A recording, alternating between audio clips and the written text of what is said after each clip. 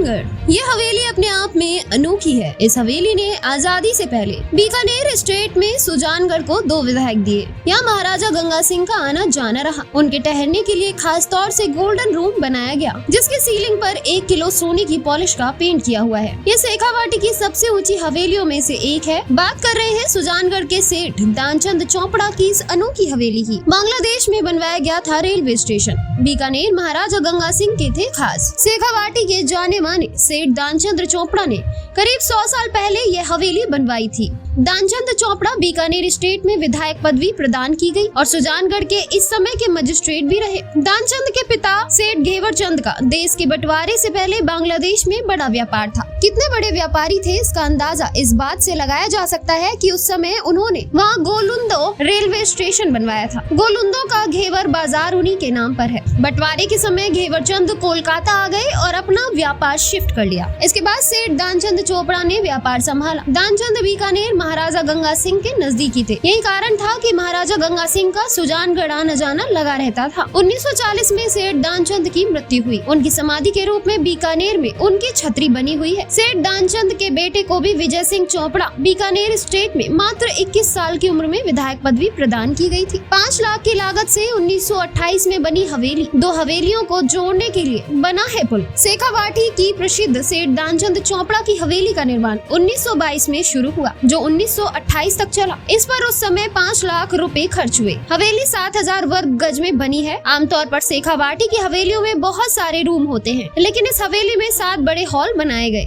लकड़ी और शीशे का काम बड़ी बारीकी से किया गया। 100 साल पहले के भित्ति चित्र आज भी सुरक्षित हैं। हवेली का मेन गेट विशुद्ध पीतल से बना है। चोपड़ा हवेली को सामने बनी छोटी हवेली से जोड़ने के लिए खास तौर पर एक पुल बनवाया गया था। ये पुल आज भी सुरक्षित है। इसी के लिए जनरल नॉलेज का प्रश्न भी पूछा गया। 2 साल पहले राजस्थान परीक्षा ग्राम सेवक की इस हवेली के बारे में कहाँ पर स्थित है दानचंद चोपड़ा हवेली में बना है गोल्डन रूम। महाराजा गंगा सिंह जब भी सुजानगढ़ आते तो चोपड़ा हवेली में बने गोल्डन रूम में ही ठहरते। इस गोल्डन रूम की सीलिंग पर 1 किलो सोना मिलकर पेंट किया हुआ है। यही नहीं, महाराजा गंगा सिंह के लिए उस समय खास तौर पर सुजानगढ़ में टेनिस कोर्ट और फायरिंग रेंज भी बनाई गई थी। 1955 में सुजानगढ़ में उतरा था चार्टर्ड प्लेन।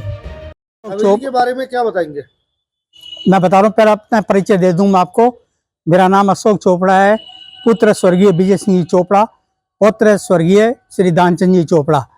आप जहाँ पे खड़े हुए हैं, ये हवेली मेरे दादाजी स्वर्गीय श्री दानचंद जी चोपड़ा ने बनवाई थी, जो बीकानेर महाराजा गंगा सिंह जी की रिक्वेस्ट पे डीडवाना छोड़ के सुजानगढ़ आके बसे थे। और मेरे दादाजी दानचंद जी चोपड़ा बीकानेर स्टेट असेंबली के एमएलए थे और ऑनरेरी मजिस्ट्रेट थे। उनकी स्वर्गवास के बाद में मेरे पिताजी श्री विजय सिंह जी चोपड़ा बीकानेर स्टेट असेंबली के एमएलए थे। बीकानेर स्टेट असेंबली के अंदर में सबसे कम आयु के एमएलए थे। 21 वर्ष की उम्र में वो एमएलए बने थे बीकानेर स्टेट असेंबली के। अपनी हवेली की बात बताता हूँ कि ये शेखावाटी के अंदर में सबसे ऊंची, सुजानगढ़ के अंदर में सबसे ऊंची हवेली है और आज 100 साल पुरानी हवेली है। दोबारा बोलो, 1 मिनट।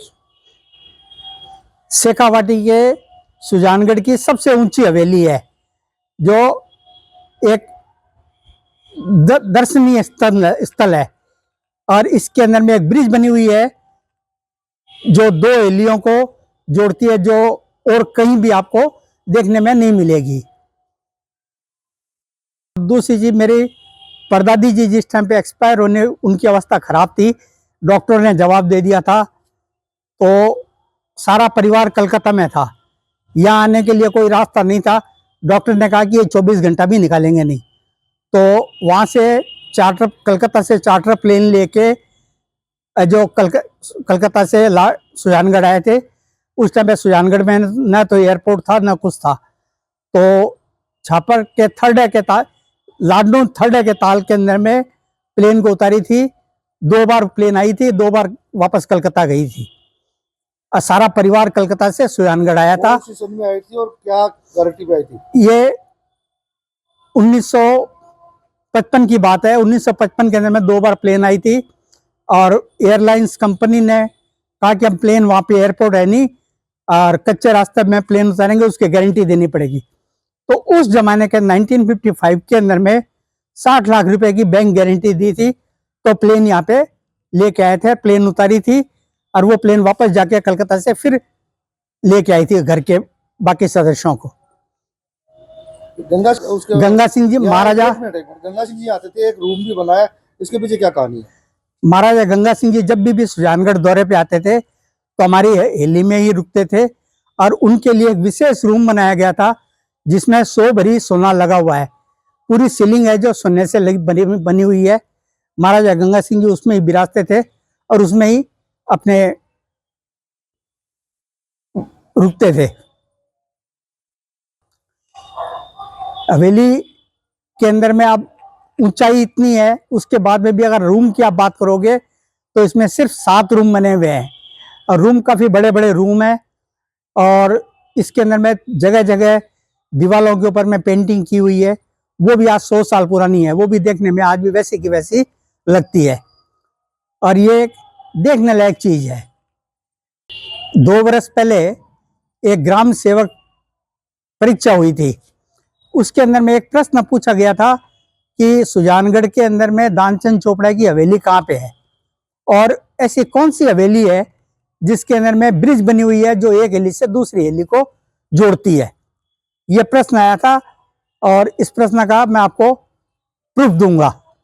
हमारा पूरा परिवार कलकत्ता में रहता है और आज से 150 साल पहले मेरे परदादा जी श्री घेवरचंद जी एवं श्री दानचंद जी ये डीडवाना से जाके तत्कालीन बांग्लादेश के अंदर में बिजनेस स्टार्ट किया था और वहाँ पे ग्वालंदो घेवर बाजार है रेलवे स्टेशन जो आज भी मौजूद है, जो मेरे परदादा जी घेवरचंद जी के नाम से आज तक टिल द डे वहाँ पे स्थापित है। वो ग्वालंदो घेवर बाजार रेलवे स्टेशन। हवेली के अलावा सुजानगढ़ में क्या है? आप हवेली के अलावा हमारे औषधल है, घेवर औषधल है और बस पुराने बस स्टैंड के ठीक सामने हमारी चोपड़ा धर्मशाला है।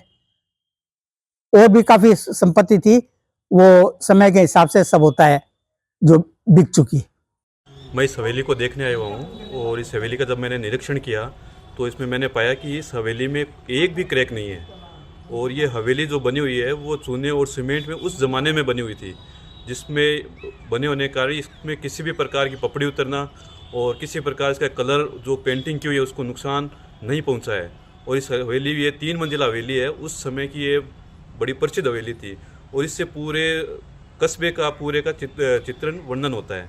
और इस हवेली को आप देखेंगे कि इसमें देखिए कहीं पे भी आज तक बिना कोई रिपेयरिंग किए हुए कहीं पे भी क्रैक या कहीं पे भी कोई इसमें दरार नज़र नहीं आ रही है और इसका जो बनावट है वो वैसी की वैसी है।